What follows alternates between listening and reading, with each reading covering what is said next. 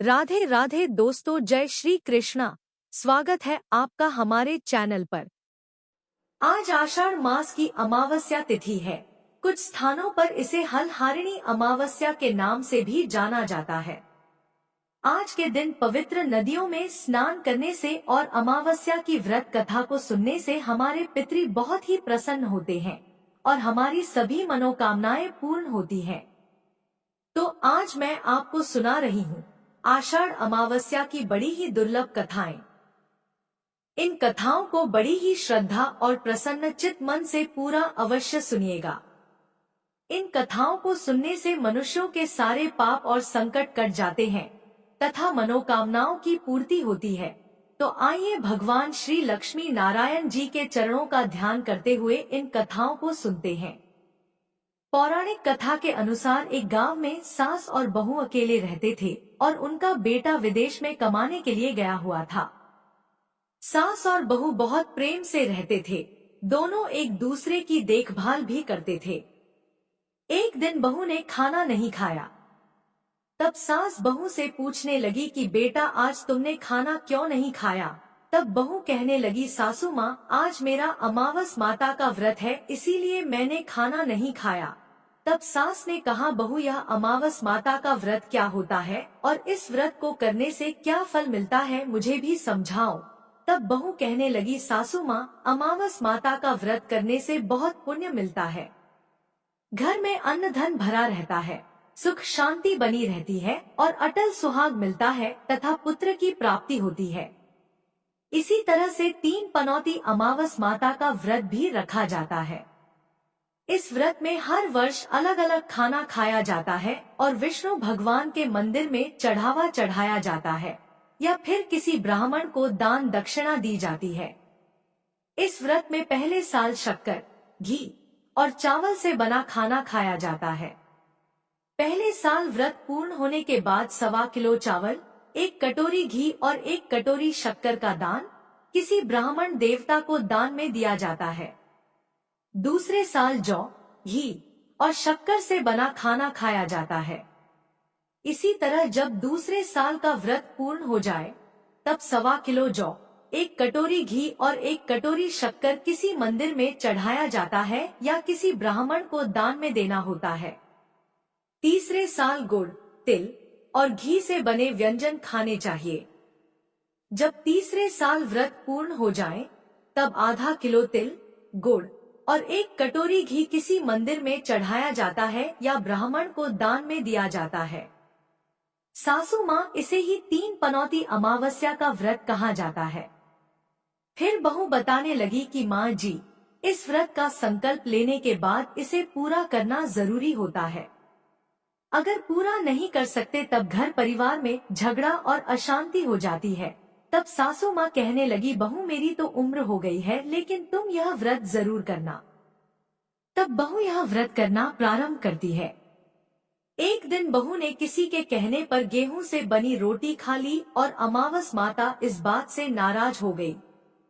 जो सास और बहू कभी बहुत प्रेम से रहती थी, अब उन दोनों में झगड़े होने लगे। सभी गांव वाले भी हैरान हो गए कि इनके घर में यह सब क्या हो रहा है।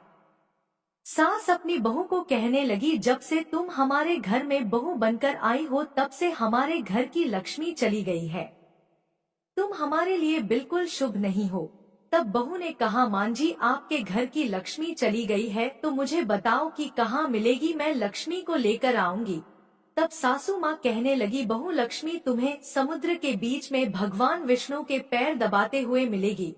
तब बहू यह कहकर चली जाती है कि माँ जी, अब तो मैं लक्ष्मी जी को लेकर ही वापस आऊंगी, नहीं तो मैं इस घर में पैर नहीं रखूंगी। ऐसा कहकर बहू लक्ष्मी जी की खोज में चली गई। जब बहू लक्ष्मी की खोज के लिए निकली तब उसे बीच रास्ते में गाय मिली। गाय बहू से पूछने लगी, आप कहाँ जा रही हैं? तब बहू कहने लगी है, गाय माता, मेरी सास कहती है कि मेरे आने से उनके घर में अन्न धन की कमी हो गई है और उनके घर की लक्ष्मी चली गई है, तो मैं लक्ष्मी जी को लेने जा रही हूँ। तब गाय माता कहने लगी है, बेटी, अगर तुम जा ही रही हो तो भगवान से मेरे बारे में भी पूछ लेना। तब बहू कहने लगी, ठीक है गाय माता, मैं आपके बारे में भी पूछ लूंगी। तब गाय माता कहने लगी, जब मेरा बछड़ा होता है तो वो मर जाता है, जिंदा नहीं रहता।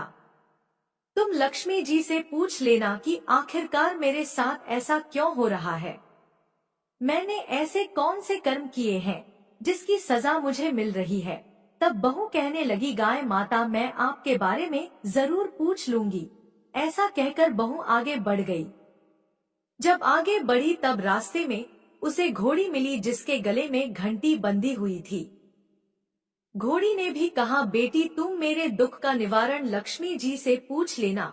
तब बहू कहने लगी, मैं जरूर पूछ लूंगी। ऐसा कहकर बहू आगे बढ़ गई।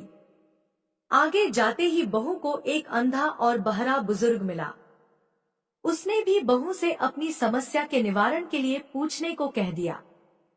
तब बहू उसकी समस्या भी भगवान से पूछने का कहकर आगे बढ़ गई। आगे जाते ही बहू को एक बूढ़ी औरत मिली जो कि हाथ और पैर से अपाहिज थी। उसने भी बहू से कहा, बेटी जब तुम भगवान से मिलो तो उनसे पूछना कि आखिरकार मैं अपाहिज क्यों हुई, मैंने ऐसे कौन से कर्म किए थे। तब बहू उसकी समस्या पूछने के लिए तैयार हो गई और फिर आगे बढ़ गई। आगे जाते जाते बहू बहुत थक गई और एक आम के पेड़ के नीचे बैठ गई।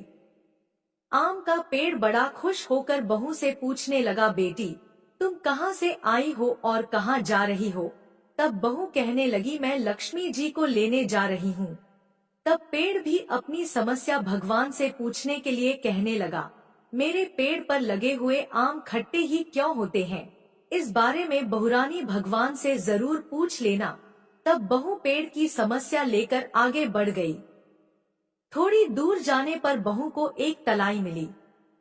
वह भी बहू से कहने लगी, बहू तुम भगवान से पूछना कि मेरी तलाई का पानी इतना मैला क्यों है, कोई भी यहाँ आकर पानी नहीं पीता। तब बहू कहने लगी, जरूर पूछ लूंगी। ऐसा कहकर बहू आगे बढ़ गई। बहुत दिन से जंगल में चलते चलते वह थक गई थी। उसे भूख भी लगी थी लेकिन खाने को कुछ नहीं मिला, तो वह भूख और प्यास से बेचैन हो गई और जंगल में बेहोश हो गई। उसी समय भगवान श्री हरि और माता लक्ष्मी घूमते हुए उधर जा रहे थे। तब माता लक्ष्मी विष्णु भगवान से कहने लगी, है नाथ, यह तो आपकी बहुत बड़ी भक्त है, आप इसके दुख का निवारण कीजिए। तब भगवान श्री हरि कहते हैं, इस संसार में तो बहुत से जीव दुखी हैं, सभी अपने अपने कर्मों का फल भोग रहे हैं, मैं किस किस के दुख का निवारण करूं। तब माता लक्ष्मी भगवान श्री हरि से विनती करने लगी, कहने लगी कि वह भूखी प्यासी है, अगर इसे ऐसे में जंगल में छोड़ दिया जाए तो जंगल के जानवर इसे खा डालेंगे।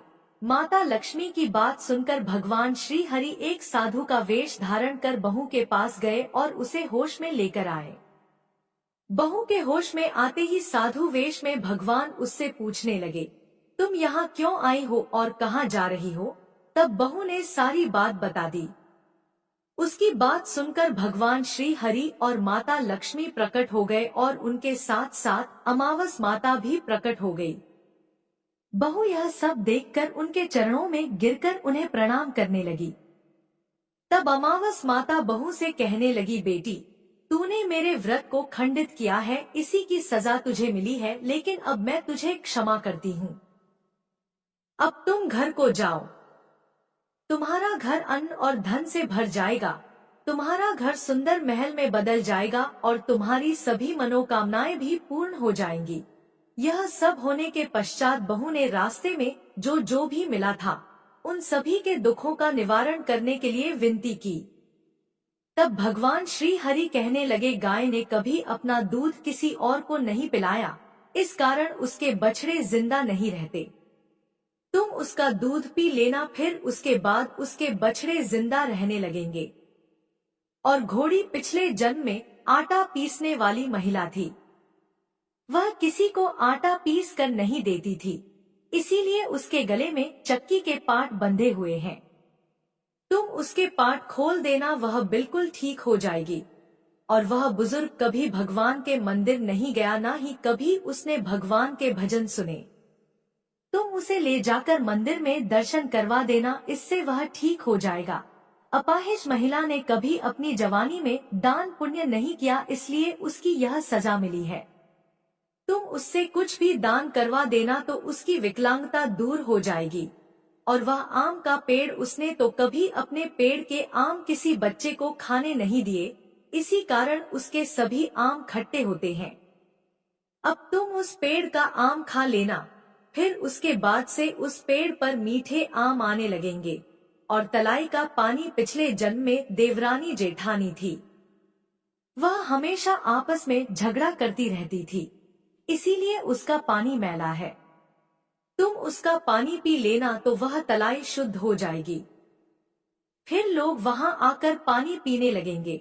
इस प्रकार बहू ने भगवान श्री हरि, माता लक्ष्मी और अमावस माता को प्रणाम किया, उन्हें धन्यवाद किया और अपने घर लौटने के लिए तैयार हो गई। रास्ते में उसे जो भी मिला, उनकी सभी समस्या भगवान के कहे अनुसार वह दूर करती चली गई। सभी ने उसे भर भर कर आशीर्वाद दिया। घर पहुंचते ही उसका टूटा फूटा घर एक सुंदर महल में बदल गया। उसके घर में अन्न और धन के भंडार भर गए। अब बहू ने सासू माँ से कहा, सासू माँ, आपने तो सच में कहा था कि मैं आपके लिए शुभ नहीं हूँ। मेरे जाने से ही आपके घर में लक्ष्मी आई है। अब आप यहाँ रहे, मैं मरने जा रही हूँ। तब सास ने कहा, बेटी, यह सब तुम्हारे अमावस माता के व्रत करने का फल ही हमें मिला है। तुम यहीं पर रहो, अब तुम यहाँ से कहीं नहीं जाओगी। इस प्रकार सास और बहू खुशी खुशी रहने लगे। और फिर एक दिन सास का बेटा भी विदेश से वापस लौट आया। घर में जब उसने खूब धन दौलत और धन के भंडार देखे, तब उसकी माँ ने सारी बात अपने बेटे को बता दी। इस प्रकार वह लोग खुशी खुशी रहने लगे और तीनों मिलकर अमावस माता के व्रत रखने लगे। बोलिए अमावस माता की जय। हे अमावस माता, इस कथा को कहने, सुनने और हुंकारा भरने वाले सभी भक्तों के घर में धन धान्य के भंडार भरना, सभी की रक्षा करना।